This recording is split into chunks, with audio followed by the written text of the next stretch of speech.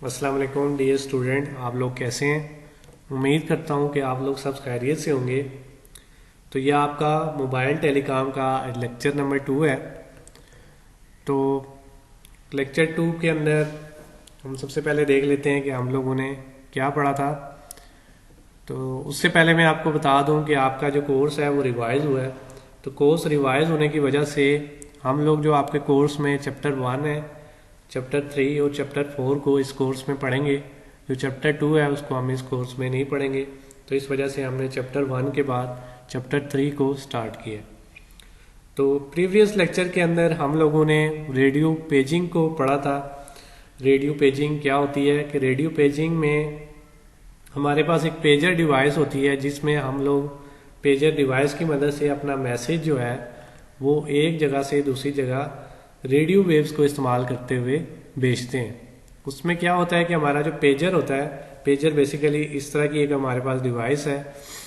इस ये pager device हमारे जो टावर्स होते हैं, रेडियो टावर्स होते हैं, उनके साथ वायरलेसली कनेक्ट होती है। और वो रेडियो टावर्स जो हैं वो बैक एंड पे आपस में उस दूसरे एरिया के जो टावर्स हैं उनके साथ वायरली कनेक्ट होते हैं।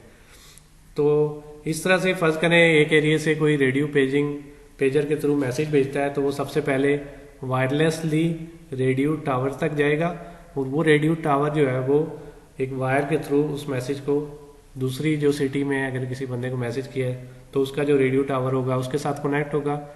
और वो रेडियो पावर जो उस पेजर के नियरेस्ट रेडियो टावर होगा वो उसको क्या करेगा, वो मैसेज जो है वो वायरलेसली ट्रांसफर करेगा। तो वो उसके जो पेजर होगा उसके ऊपर रिसीव हो जाएगा। तो ये सारा एक सेटअप था जिसके अंदर हमने देखा था कि ये सारा काम कैसे करता है। वर्किंग भी हमने डिटेल में इसकी देखी थी। उसके अलावा इसकी हिस्ट्री हमने देखी थी कि ये कब ईजाद हुए हैं। उसके अलावा इनको हिस्ट्री में कहाँ कहाँ यूज़ किया जाता रहा है। तो जो सबसे पहले हमारे पास पेजर आए थे वो 1 वे पेजर थे। 1 वे पेजर का मतलब ये है कि हमारे पास वो पेजर जो था वो जो ट्रांसमीटर पेजर थे उनके अंदर ट्रांसमीटर और रिसीवर दोनों लगे हुए होते थे। तो वो ट्रांसमिशन कर सकते थे। लेकिन पेजर जो सिर्फ रिसीवर पेजर थे वो सिर्फ रिसीविंग कर सकते थे, वो उसका रिप्लाई नहीं कर सकते थे क्योंकि उनके अंदर ट्रांसमीटर लगे ही नहीं हुए थे। तो एक जगह से सिग्नल मैसेज ट्रांसफर होता था और बकाया जितने भी पेजर्स होते थे वो उस मैसेज को रिसीव कर लेते थे, उनको पता लग जाता। तो वो दोबारा से ये एक्नॉलेज नहीं दे सकते थे कि उनको मैसेज रिसीव हो गया या उसका कोई रिप्लाई नहीं कर सकते। तो ये बेसिकली 1 वे पेजर्स थे। इसके बाद वक्त के साथ साथ हमारे पास 2 वे पेजर भी आ गए। आजकल के दौर में 2 वे पेजर्स यूज़ होते हैं। तो 2 वे पेजर्स में ये होता था कि जो रिसीवर साइड है वो भी अपना मैसेज भेज सकती है और ट्रांसमिशन साइड तो पहले से भी भेज सकती थी। तो ये इसकी कुछ हिस्ट्री थी। उसके अलावा इसकी कुछ टाइप्स थी हमारे पास जिसमें ट्यून जो रेडियो पेजर है रिसीवर की कुछ टाइप्स थी। इसमें हमारे पास ट्यून रिसीवर पेजर होते थे जो कि जिन पे ऊपर जब मैसेज रिसीव होता था तो वो जस्ट बजर बजाते थे और उससे पता चल जाता था कि क्या मैसेज आया। तो वो जो बजर होते थे उनकी जो ट्यून है वो आइडेंटिफाई होती थी कि ये बेल बजेगी या ये बजर होगी तो उसका ये मतलब होगा। उसके बाद हमारे पास न्यूमेरिक पेजर है। न्यूमेरिक पेजर में हम लोग एक स्क्रीन होती थी, उस स्क्रीन के ऊपर हम नंबर्स को ट्रांसफ़र करते थे तो दूसरे एंड पे नंबर रिसीव हो जाते थे। उन नंबर का भी मीनिंग डिफाइन किया हुआ होता था। तो वो नंबर जो है उनसे पता लग जाते थे कि इसका मैसेज का क्या मतलब है। उसके बाद हमारे पास अल्फ़ा न्यूमेरिक पेजर आए हैं। अल्फ़ा न्यूमेरिक पेजर जो है वो हमारे पास उसमें नंबर के साथ साथ हम अल्फ़ाबेट्स को भी भेज सकते थे, जो कि नंबर्स उसमें हम अल्फ़ाबेट मतलब ABC में भी मैसेज लिखकर बता सकते थे कि हमारा मैसेज क्या है। और उसके साथ अगर हमने नंबर्स ट्रांसफ़र करने हो तो वो भी ट्रांसफ़र कर सकते थे। तो ये सारी जो पेजर्स की टाइप्स हैं ये चीज़ें हमने लास्ट लेक्चर के अंदर पढ़ी थी और इसके फ़ायदे नुकसान और भी कुछ चीज़ें हमने प्रीवियस लेक्चर के अंदर डिस्क्राइब की थी। ये पेजर डिवाइस कुछ इस तरह से होती है। इसमें हमारे पास ये अप डाउन वाले बटन जो हैं इनकी मदद से ही हम लोग जो अल्फ़ाबेट्स हैं उनको एडजस्ट करके मैसेज टाइप करते थे और उसके बाद हम सेंड कर देते थे। उसके बाद हमारा जो चैप्टर 3 है जो हमारे पास सेलुलर टेलीफोन सिस्टम है, इसको आज हम अपने लेक्चर में पढ़ेंगे। स्टार्ट करते हैं। तो एनालॉग सेलुलर फोन सिस्टम जो है वो हमारे पास, इसमें क्या होता है, ये बेसिकली हमारा जो थर्ड चैप्टर है उसका क्वेश्चन नंबर 1 है। इसमें discuss the analog and digital cellular phone. तो इसमें हम लोग देखेंगे कि एनालॉग और डिजिटल सेलुलर टेलीफोन जो होते हैं वो क्या होते हैं। तो सबसे पहले एनालॉग सेलुलर टेलीफोन को देख लेते हैं। इसमें हमारे पास ये होता था कि जो हमारा ग्राउंड लेवल होता था, जैसे कि ये डायग्राम में आपके सामने है, इसमें जो हमारा ग्राउंड एरिया है उसको हम डिफरेंट सेल में डिवाइड कर देते हैं। हर सेल, हर एरिया जो है उसको वो किसी ना किसी सेल में आ रहा होगा, जैसे ये cell 1, cell 2, cell 3, cell 4, cell 5, cell 6 और सेल 7। तो ऐसे हम इसको एरिया बना देते हैं और हर एरिया को जो है ना वो हम शेप दे देते हैं। तो ये जो शेप होगी, ये जो एरिया को डिवाइड किया और उसको हमने शेप दिया, ये शेप जो है वो हमारे पास हेक्सागोनल होगी। हेक्सागोनल का मतलब ऐसी साइड जिसमें 6 साइड होंगी सेल की। उसके बाद जो इसका हमारे पास रेडियस होगा वो हमारे पास 8 माइल का होगा।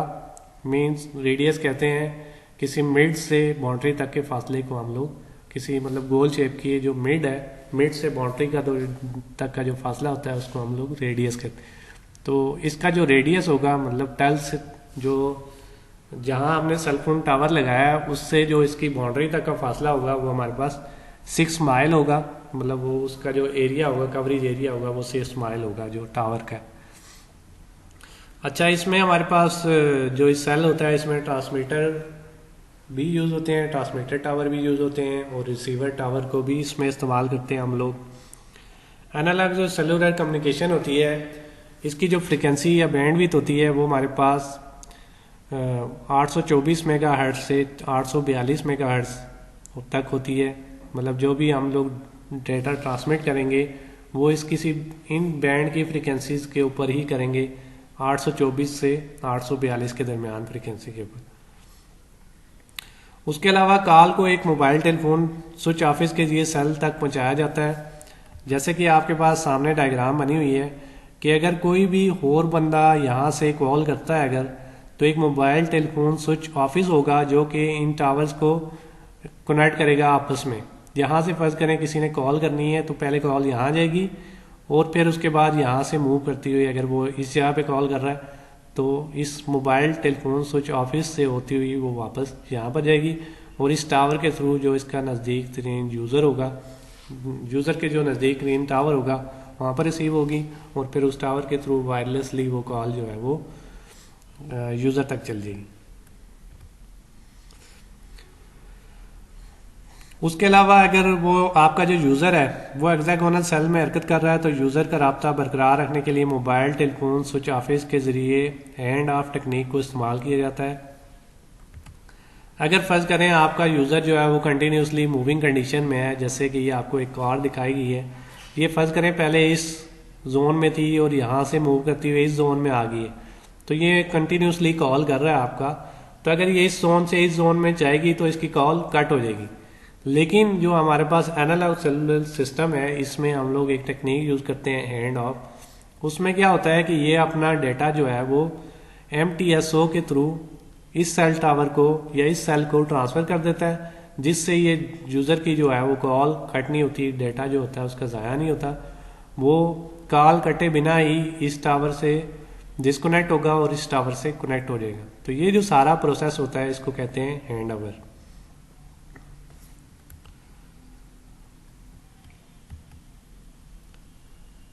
उसके अलावा सेलों के दरमियान वायरलेस कॉल को एंड ऑफ करने से कम मसाइल पैदा होते हैं। जब हम सेल्स के दरमियान एंड ऑफ टेक्निक को यूज़ करते हैं तो उससे कॉल ड्रॉप कम होती है, डेटा जो हमारा ज़ाया हो रहा था वो नहीं होता और ये सारी चीज़ें जो है ना इसकी ताम डेटा ट्रांसमिशन को एक सेल से दूसरे से हैंड ऑफ करना बहुत मुश्किल होता है।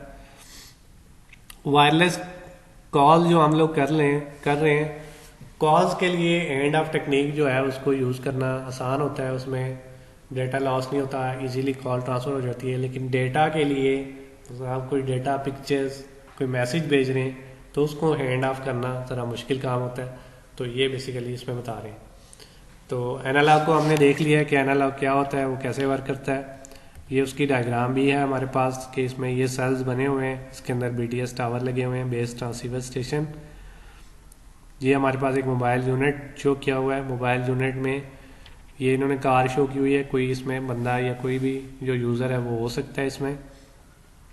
और जो ये हमारे पास डॉटेड लाइन है, ये बेसिकली वो वायरलेस लाइन है या माइक्रोवेव्स हैं जिनके थ्रू जो है वो ये वायरलेस ये टावर जो हैं ये सारे हमारा जो मेन टेलीफोन स्विचिंग ऑफिस है उसके साथ जुड़ा हुआ है। उसके बाद ये बैक एंड से मेन लैंडलाइन के साथ भी जुड़ा हुआ है और ये हमारी लोकल एक्सचेंज है और इसी तरह ये डिफरेंट टेलीफोन नेटवर्क के साथ जुड़ी हुई। तो मोबाइल यूज़र टेलीफोन नेटवर्क के ऊपर भी कॉल कर सकता है। ये बेसिकली ये सारा एक हमारे पास एनालॉग सेलुलर टेलीफोन सिस्टम है। उसके बाद हम नेक्स्ट स्लाइड के ऊपर चलते हैं अपनी। तो नेक्स्ट जो हमारा दूसरा पार्ट था वो हमारे पास था digital cellular telephone system. Digital cellular phone system एक ऐसा नेटवर्क होता है जो कि हमारी आवाज़ के पैगाम को डिजिटल बाइट्स में तब्दील करता है जिनको एयर वेव के जरिए भेजा जाता है। तो एनालॉग और डिजिटल में हमारे पास सबसे बड़ा फ़र्क तो ये आ गया कि उसमें जो हम लोग मैसेज एक जगह से दूसरी जगह भेजते हैं वो हमारे पास एनालॉग सिग्नल के थ्रू जाता है या एनालॉग फॉर्म में जाता है, जबकि जो डिजिटल हमारे पास सेलुलर फ़ोन होता है उसमें हमारे जो डेटा ट्रांसमिशन होती है वो डिजिटल बिट्स की फॉर्म में, हम डेटा को जो है ना वो कोड्स की फॉर्म में डिवाइड करके उसको एक जगह से दूसरी जगह भेजते हैं।